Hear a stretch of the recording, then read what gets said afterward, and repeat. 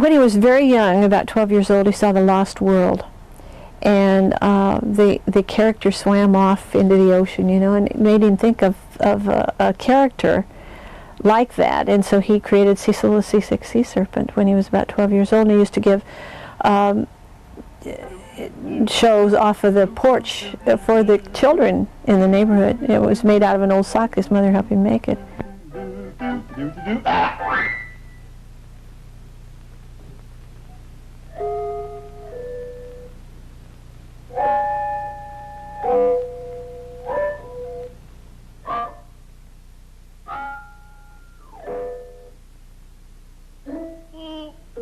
Something just doesn't look quite right to me. Just doesn't look quite right. All through the years he had this character. And even when he was at Warner's, he had a little puppet studio across the street from Warner's, and he used to go over there nights and work on the puppets. And the guys used to tease him, oh, he's playing with dolls, you know. Aha! I caught you. You weren't there. What kept you? I think that I should have zagged. Just as I thought, yeah? Hey! Come out and fight like a man, or sea serpent, as the case may be. He took Cecil down there with him to the World's Fair. That was the first time Cecil was on television. I believe it was 1936. Uncle Captain was the captain, and Cecil, but Bob created Beany one day in a delicatessen on Wilshire Boulevard. He was sitting there, and this cute little boy in a yarmulke came in, and he had a little striped shirt and blue overalls, and Bob sketched him and put a propeller on the Beany cap, and that's how Beany was born. Oh, boy, that's better. Boy, you know, that's the hottest bath I've ever had. Hi, Cece, are you okay? Well, I guess so. I may not be the best-looking sea serpent, but I'm sure the cleanest. NBC optioned both Thunderbolt and the Wondercolt and Beany at the time. They weren't doing anything with it, so Bob said, give me one of the properties back and let me go with it. So they gave him Time for Beany back. He had a stage in the garage at his home, and he had several people come and see the show there. And he had Klaus Landsberg of Channel 5, KTLA, come and look at the show. He loved it. And he said... Is that when he replaced Judy Splinters? Yes. Yeah, Judy Splinters had just left KTLA. Boy, do you know your history. And so he came on Friday and said, Bob, I want your show. They went to have a cup of coffee, and he says, I want it. And he says, can you be ready Monday? From the first moment that Beany was on the air, it was just a tremendous success. It's time for Beany! Yeah, Whitey! Whitey! See so? That's no way to look for the giant white gorilla. It ain't? It isn't. That's what I said. Well, I've got no time for a grammar lesson, and if we hope to catch that white beast, we got to be on our toes every second.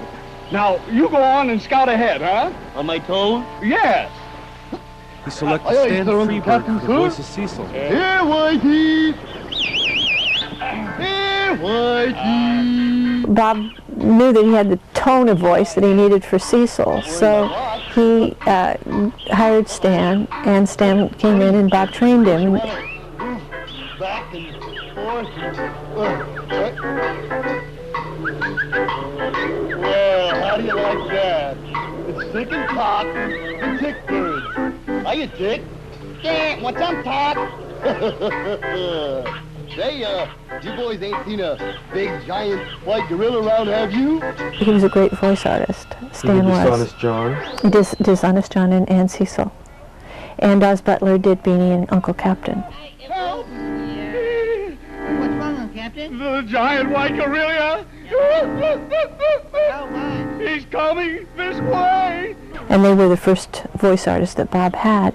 And then Bob trained a lot of other men to do voices too. Don Messick and Shoemaker and Jimmy McGeorge and Walker Edmonston. And these fellows could also do the Cecil voice. Some of them could do Cecil, some of them could do Beany. Cecil? Well, hi, boy, what's up? Easy. I'm scared. Me Those too. drums? They're probably headhunters or something. Oh, now simmer down.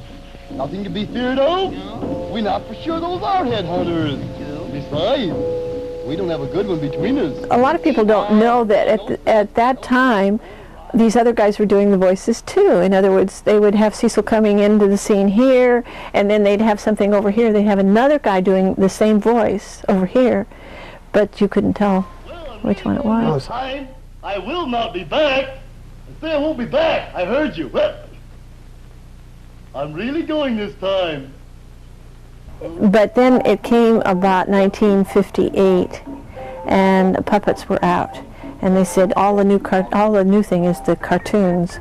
There was this big flood of cartoons coming into television, and it was mainly the old ones, the Felix the Katz and the Warner Brothers, the old Warner Brothers, and Popeye. God, I remember when AAP, which was Associated Artists Productions, first bought the Popeyes, and we were over to see these people, and they had run a tape of how much money they had made in just a year on the Popeyes. They were blown away. I mean, to think that that kind of money could be made on these old cartoons that nobody thought were going to be. They could just be shown over Yeah, and over again. yeah. Didn't need any other live action Yeah. or anybody else. And even the old Bugs Bunnies and the old Tweeties are still so important. They have topical gags, some of them, but they're still as important as they were. Which way do they go, George? Which way do they go? That way. Well, gee, thanks a lot, George. Thanks a lot.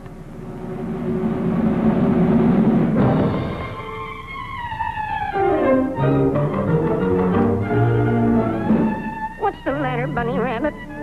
Speak to me. Why don't you say something? I'm only 3.5 years old. I like him. He's silly.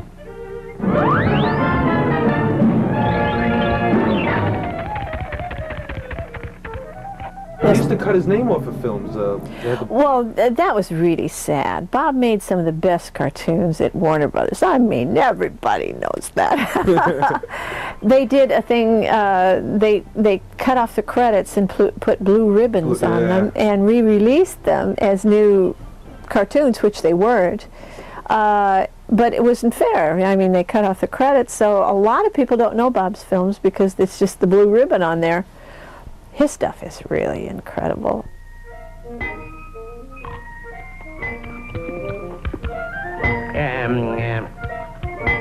What's all the hubbub? Bub? These blockbuster bombs don't go off unless you hit them just right. Yeah? Yeah.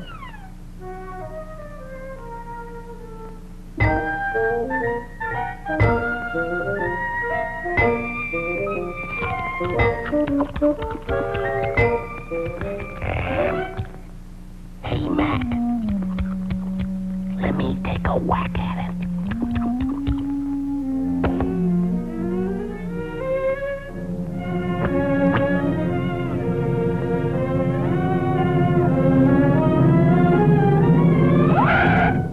What am I doing? Did he take on the characters when he came Yes. home? Oh, very much took on the characters and acted them out, and he would rehearse them and time them, and he just loved his work. Could that have been a gremlin? It ain't Vendoville Key! I don't think he ever would have even looked at me in his early days because he loved his work. I mean, his work was everything. Even in later years, it was everything. He had no hobbies. I used to tease him that I was his only hobby because he just loved what he did, and he was doing it all the time. He lived it constantly. You liked it also. I did too, yes.